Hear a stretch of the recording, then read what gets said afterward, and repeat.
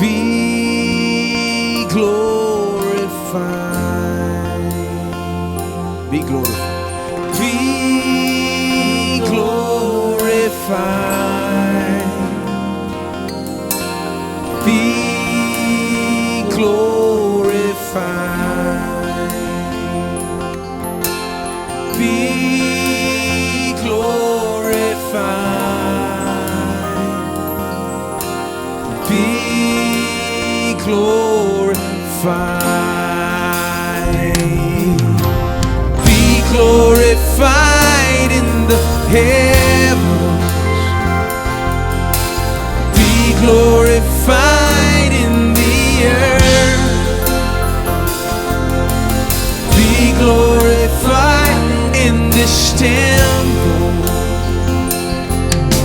Jesus, Jesus, be thou glorified. Oh Jesus, Jesus, Jesus, be thou glorified.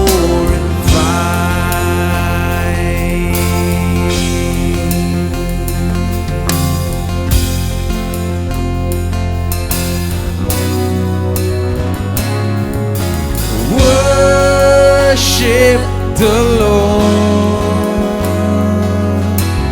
Worship the Lord. Worship the Lord. Let's worship the Lord again. Worship the Lord. Worship the Lord. Worship Him. Worship Him. Worship the Lord. Worship the Lord. Worship the Lord in the heavens. Worship the Lord in the earth. Worship the Lord in this temple. Jesus, oh Jesus, be thou glorified. Oh, glorify Jesus. Jesus, Jesus, be thou. Oh Jesus, we worship you. Jesus, Jesus, be thou glorified. Jesus, Jesus, be thou. Oh, let's exalt Jesus in our midst. Oh, Jesus, Jesus, be thou glorified. Be thou glorified. Jesus, Jesus, be thou glorified.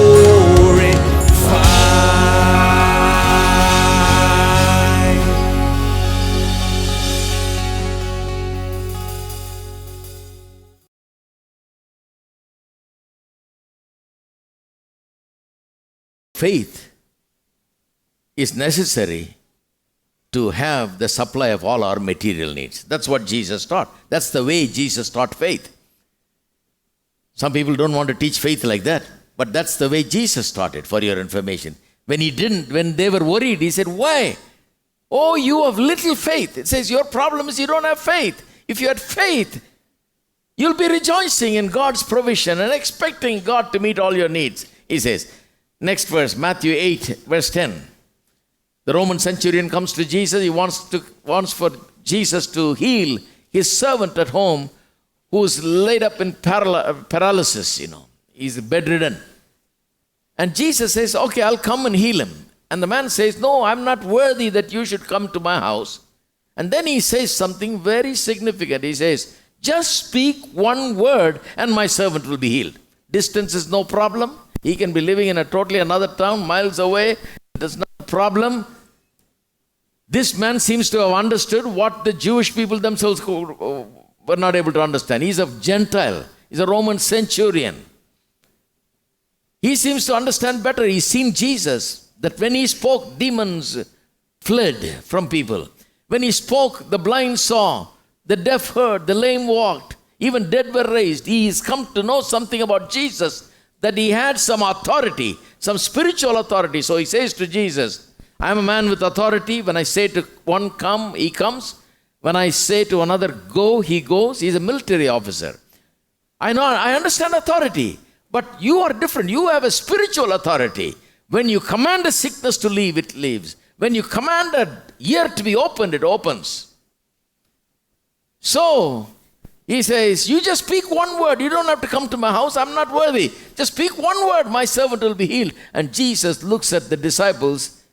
Jesus is in the habit of taking immediate lessons as he goes. He says, I have not seen faith like this. I have not found faith this great even in Israel. Why did he say that? Because even Israelites, the Jewish people, were not like that. They did not understand what he understood. Even for Peter, Jesus had to go to his mother-in-law's house and heal her. I'm sure there was a whole bunch of people standing in line wanting to be healed. And that was fine. Jesus healed them. But here is a very special man. He says, I understand something about you. There is a spiritual power. You can release your faith through your words. You can speak to the problems. You can speak to any situation. And your words can bring healing. Just speak one word and my servant will be healed, he says. So that tells me that faith can reach out to a person at a distance and heal that person. It is an amazing power, a spiritual power. See, because it's spiritual power, oftentimes we fail to understand it. Another verse, Matthew's Gospel, chapter 8, verse 26. Remember the time when the disciples of Jesus were in a boat and the boat was hit with wind and waves of the sea, and they were afraid, and Jesus comes and says, why are you afraid, O you of little faith? Why are you afraid, O you of little faith? And then he commands the wind and the waves to stop, and the storm comes to a standstill. Now, what does that teach? See, I knew the story, but I didn't know what it taught. Now I understand that it taught that you may face storms in your life, you may face difficult situations in your life where you feel like you're going to sink and die and perish, and this is the end of everything. You may be in some kind of danger, some kind of crisis, but faith will bring you through that and out of it. By faith, you can come out of it. If you have faith, you can calm the storm and get out of it. Faith is such a power. Very interesting how faith is spoken of by Jesus. In chapter 9 in Matthew's Gospel, verse 22, a woman with an issue of blood for 12 years comes to Jesus. Right? 12 years she's suffering. And comes in a crowd, touches Jesus' garment. It doesn't matter that Jesus couldn't touch her, but she comes and touches him, and she was healed, and Jesus felt the power going through him. He said, who touched me? Disciples said, well, everybody's touching you. There's a great crowd. He said, no, but somebody touched me by faith. By faith, somebody touched me. And she comes up and says, yes, it's me. And Jesus says to her, according to your faith. Jesus says to her, my daughter, your faith has made you well. Jesus could have said, my faith has made you well, my power has made you well. He says, your faith has made you well. 12 long years of sickness gone when faith came. Faith is such a power. Now, if you have that kind of sickness, 12 days is enough to just vex you. But she suffered 12 years, spent all her money with the doctors and could not get well. And here that woman was healed from that great illness just like that. In Matthew's Gospel, chapter 14, verse 31, you read the instance where disciples were in a boat, again wind and the storm. And Jesus comes walking this time. And Peter sees Jesus walking on water. He says, Lord, can I come? He decides that if Jesus can walk, I can walk also. And Jesus says, come. And he gets down and starts walking. And I'm pretty sure that one of the guys in the boat shouted, say, hey, look at that wind. Look at that wave. It's going to hit you. You're going to be finished, drown. Some people think being in the boat is safer. When it's a storm situation, being in the boat is no safer than being in the water, because the boat can capsize anytime with that kind of wind and wave. Peter started walking, but then got distracted and started drowning, and Jesus picks him up while he was drowning, and he says, oh, you of little faith, why did you doubt? That tells me faith can even make me overcome the very thing I fear and dread in this world, and literally walk on it. That's the lesson. Few moments ago, he was fearing that water, the wind and the wave, and he got down and walked on it. Matthew 21:22 is another verse where it says, whatever you ask in prayer, you will receive if you have faith. So faith can bring answers to all our prayer. Anything we ask, we can receive. Now, I just gave you some sample. There's much more.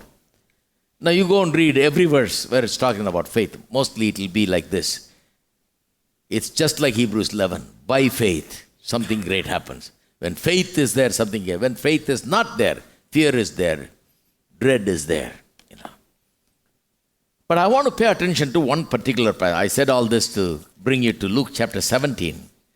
And there is one passage where Jesus is really talking about the power of faith and gives a measurement of how powerful faith is, literally. Luke chapter 17, verse 5. And the apostles said to the Lord, increase our faith. They're asking Jesus, increase our faith. It's not enough. Challenges are great. Needs are great. We need more faith. So the Lord said, it's a very strange answer. The Lord said, if you have faith as a mustard seed, you can say to this mulberry tree, be pulled up by the roots and be planted in the sea, and it would obey you. So they're saying, increase our faith, and Jesus is saying, if you have faith like a mustard seed. Let me explain something to you. See, all that we see in this world is created by faith. Faith made the worlds. Faith framed the Word of God. Faith framed the world by the Word of God. It is a faith-made world, I told you. So if it's a faith-made world, faith is the mother of all power. And the powers that we see in this world is something that is birthed from that power called faith. That power called faith, the spiritual power, gave birth to the physical laws and the physical powers that we see in the world. Now, people have studied physics and all of these things and learned to harness the powers that we have on this earth. And they have produced a power called nuclear power. Now, everybody knows what nuclear power is. That's the greatest power in this earth. Nuclear power. We think that it can do a lot for us. There are many countries where that is used very positively to produce energy and meet so many needs and so on. God put it there for that purpose. There are some who use it for evil purposes also. Nuclear power, that's the greatest power that we know as human beings on this earth. But that is a baby of that faith power. Faith is the thing that produced this. Faith is much greater than that. The power of faith is much greater than the nuclear power. How do you convey this to the disciples? Jesus says, well, let's take a mustard seed, the smallest of all seeds. And let me give you an example. He says, if you have faith like a mustard seed, if you have very little faith, That is enough. You say you don't have much faith, you want more faith, you want to increase your faith. He says, I'm telling you, your problem is not that you need more faith, it's that you don't know how to use the faith that you have. You don't understand the power of faith. Even a little faith, when it is used, can be so powerful that no power on this earth can compare to the power of faith. That is what he's trying to convey. So he says, if you have faith like a mustard seed, you will say to this mulberry tree, be plucked up from the roots and be planted in the sea. Not something general like be gone or something like that. Be plucked up, be planted in the sea. Specific assignment. And he says, it will obey you. The tree will obey you. Now what is he talking about? What does he mean? He means to say that if you have little faith, that is enough to do that. Little faith can accomplish such great things. Why? Because lot of power, physical power, lot of power in this world, we think is needed to do some things. But when it comes to faith, very little of faith can do big things, because the power of faith is so great, so vast, and so amazing that a little faith can accomplish much more than what earthly powers can accomplish, because this is faith, the power of faith. That's what he's saying. So if you have faith like a mustard seed, say to this mountain. And there he starts teaching them about how to release that little faith that is in them. If you have little faith, say to the mountain. Say you can do it. Say that it's possible. Begin to speak. Begin to release your faith. Because that's how God released it. God spoke and it happened. He says, say to the mountain. You have little faith? Begin to say. Then you will see how much power it has. I've found Christians like that. We always think we have little faith. But whatever little faith we have, we don't use it. Therefore, we have never found out how powerful it is. Whatever little faith you have, if you begin to use it, your faith will grow, as well as you'll find out how powerful that faith is. Your little faith can do so much more than big powers in this world. That little faith can do something great and amazing. God, when he created the world, just imagine, if little faith can do so much, just what a bottle full of that faith will do, or a heart full of that faith will do.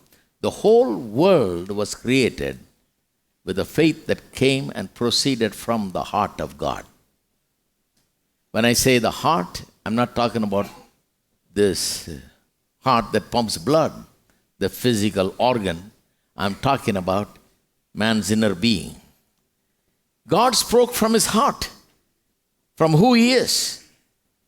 And man who's made in the image and likeness of God must speak from the heart. That is why the Bible talks about with the heart man believeth, with the mouth the confession is made. Romans 10, 9 and 10. With the heart you believe, with the mouth the confession is made. How much can the heart believe? How much can the heart grasp? How much faith can the heart hold? I spoke about Ephesians chapter 3, the prayer of Paul. I showed you that heart for a new creation, human being who's made as a new creation, is unlimited. The capacity of the heart is unlimited. That is why you can have Christ come and dwell in your hearts by faith. That is why in your inner man you can be mightily strengthened, as Paul says. That is why you can comprehend the length and the breadth and the height and the depth of God's love and know something that cannot be known otherwise with the human mind. The love of God which passeth all understanding, it says. How can you know the love of God which is so vast? How can you know the length, breadth, height and depth of God's love? How can you hold that much knowledge in your heart? Because that is why God has made us a new creation the new creation has a capacity of the heart that is unlimited, unbelievable. You can hold more and more and more and more. You can know more and more. That is what your heart is made of. I'm talking about the inner man. Inner man. There'll be victory in the camp at the shout of El Shaddai. Every enemy will flee from the fire in his eyes. Every captive will be free in this year of Jubilee. When we hear the shout of El Shaddai, there'll be victory in the camp at the shout of El Shaddai. Every enemy will flee from the fire in his eyes. Every captive will be free in this year of Jubilee. When we hear the shout of El Shaddai,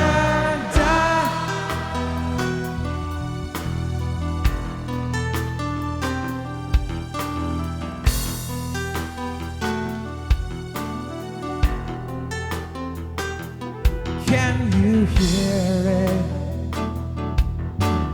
Thunder in the distance when we worship the Lion of Judah rose.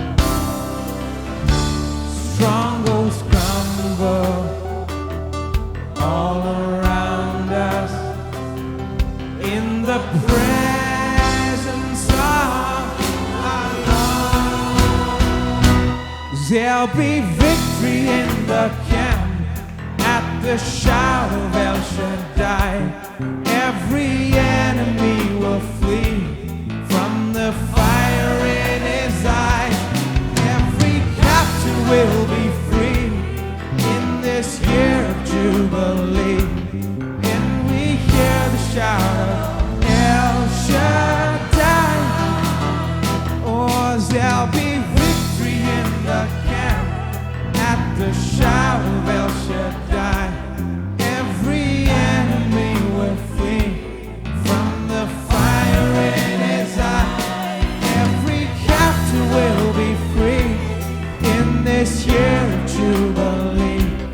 When we hear the shout of El Shaddai, can you hear it? The thunder in the distance when we worship the Lion of Judah rose. Strongholds crumble all around us in the presence of our Lord. There'll be victory in the camp at the shout of El Shaddai. Every enemy will flee from the fire in his eyes. Every captive in this year of Jubilee. When we hear the shout of El Shaddai, oh, there'll be victory in the camp at the shout of El Shaddai. Every enemy will flee from the fire in his eyes. Every captive will be free in this year of Jubilee.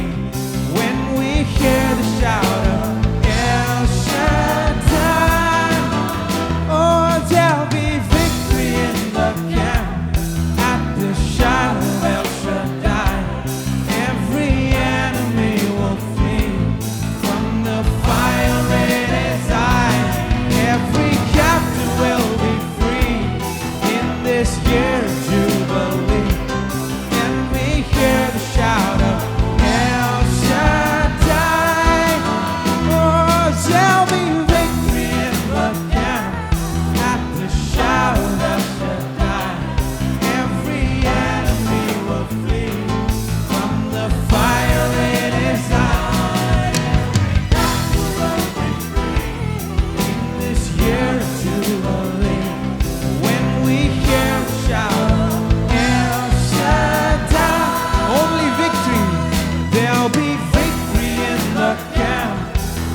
the shout of El Shaddai. Every enemy will flee from the fire in his eyes. Every captive will be free in this year of Jubilee. When we hear the shout of El Shaddai, only victory, there'll be victory in the camp at the shout of